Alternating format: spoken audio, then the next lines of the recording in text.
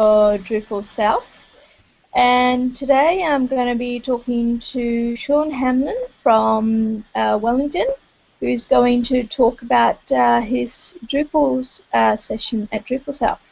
Welcome. Thanks, Magda. So before you are going to talk about your session, just let us know a little bit about yourself, what company you're from, what you do, that sort of thing. Cool. Yeah, my name's Sean. I work at Catalyst IT, which is New Zealand's largest open source shop. So we do a bit of everything really, a bit of Moodle, Mahara, Koha, and obviously Drupal. And I've been there for about 3 years as a kind of a senior developer slash architect. So yeah, cool place to work, and we're actually expanding into Sydney a lot, and recently Melbourne, and I think we've got a few pods in Brisbane as well. So yeah, it's going quite good. Right. And how did you actually get started to Drupal? Was it through Catalyst or on your own? I was actually trying to think about that, and the first time I actually remember doing anything with Drupal was when the 6.0 announcement came out. Okay. And I think I might have done some stuff before that, I just can't remember it. But 6 was definitely the first time I actually wrote any code for Drupal. But however long that is, I'm not too sure. It's probably a wee while ago now. Yeah, a few years back. Yeah, my memory gets hazy that far back. But yeah, since then, yeah, obviously gone on to basically just be a Drupal developer, and recently getting a lot more into giving my time back and writing patches and stuff. Great. And so let's talk about your session. So what session are you going to be presenting at DrupalSouth? So the session I've got lined up is going to be a case study on a recent project my team did on multi-television. So they're a New Zealand TV broadcaster that have a massive focus on actually getting the content across in multiple languages. So they've got English, and they've also got it in Māori, which is another official language of New Zealand. And yeah, all the challenges that go along with that. So we've got a lot of video integration with Brightcode. We have fully responsive design.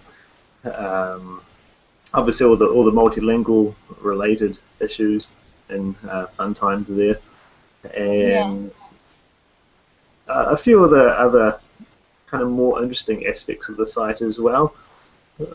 For instance, they've got the ability to spawn up microsites within the main site with their own look and feel, etc.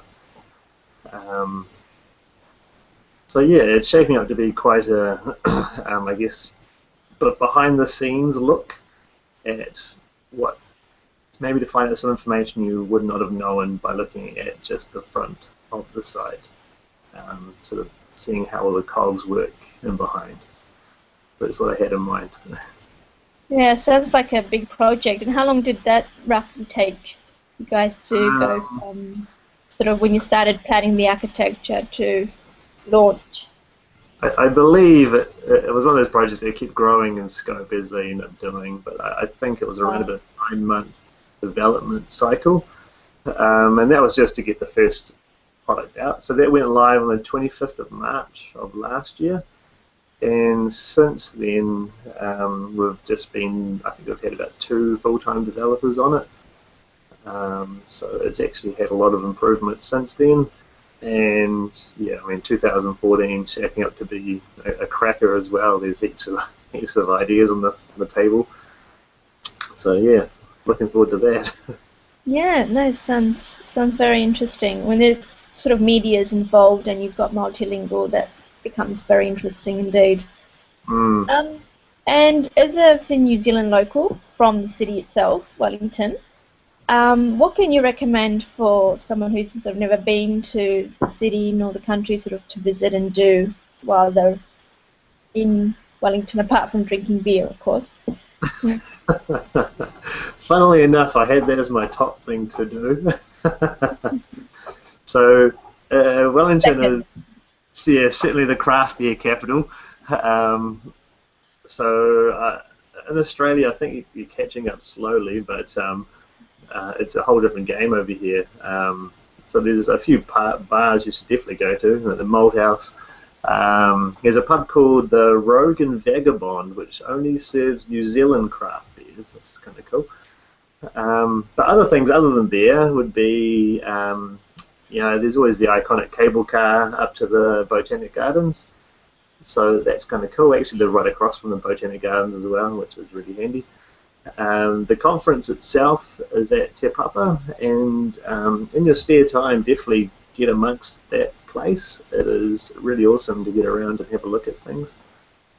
On the same weekend that DrupalSouth is on, Homegrown is on, which is a New Zealand music festival, and no doubt you'll probably hear some of the bands through the walls, but hopefully not too much.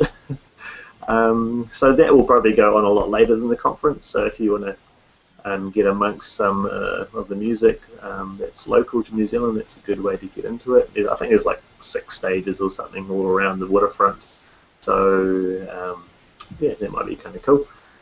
And I guess aside from that, just exploring. There's heaps of trails and stuff you can go if you want to check out the scenery. You can walk up hills, or there's Mount Victoria you can walk up, or even like kind of day excursions all the way over to Martinborough to go check out the wineries, and yeah, stuff like that.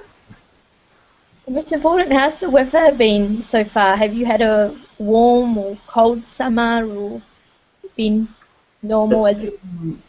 Yeah, I think it's been above average. Average for Wellington is obviously nothing like Australia.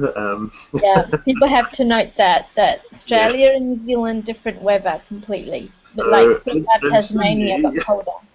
a cracker in Sydney might be 40 degrees. A cracker in Wellington might be 20. Yeah. And a day like today, which is it's actually really fine. Like there's a few clouds in there, but we'll be struggling to hit 17 degrees. But for us, that's it's really good weather. So I guess. And it's In America, there's tons of snow at the moment, so if you don't want snow, it's perfect. yeah, it's not going to be a white Christmas. Oh, that's good. Okay, so it's been so relatively mild but normal weather, so that's good. And has it been windy at all? Because I know Yeah, Wellington's known for its winds. yeah. I mean, typically, some days can be just absolutely fine. You'll have no wind at all, and the sun will be shining. Everything will be great in the world. But sometimes you'll just have the occasional, like, nor'wester or something come through, or southerly, and just make sure you bring a jacket. I guess is the advice I'd give you. No, that's good advice. That's good advice. Okay, well, thank you very much, Sean, for the interview. No And I'm worries. looking forward to hearing your session at DrupalSouth. Choice. Thank you Thank very you. much. Bye. Cool.